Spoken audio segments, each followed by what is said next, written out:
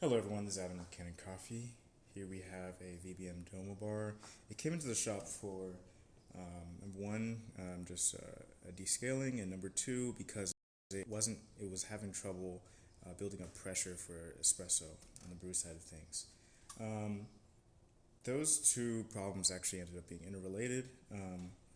The buildup of scale, and as well as like the buildup of coffee grounds in the group head, restrict the flow and have an effect on the machine's ability to build pressure.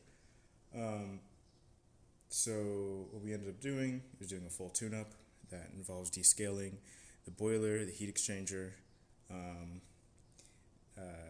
then doing a group head service. So that includes replacing the gasket, the group head gasket, and the shower screen.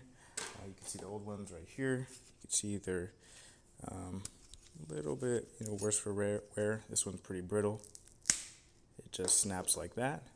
So that means it's lost its pliability. It's not able to maintain a good seal. That can also cause issues with brewing pressure. And we replaced that, and then we back flushed.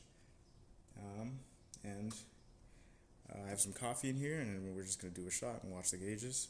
It's demonstrating you have good steam, and we have hot water. And I'm just going to do a shot. So this is our test coffee, so it's not going to come out necessarily the best. I think I overfilled this basket, but as you can see from the gauges, it reaches about 10 bar. It maxes out there. I adjusted the OPV because it was going a little too high. That could potentially cause malfunctions.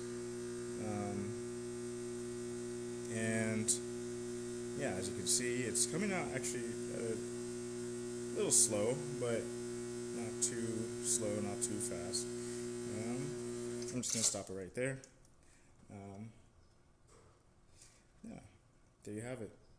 Got our special shot, got good pressure, everything else is working. All right, that's about it. Thank you for watching.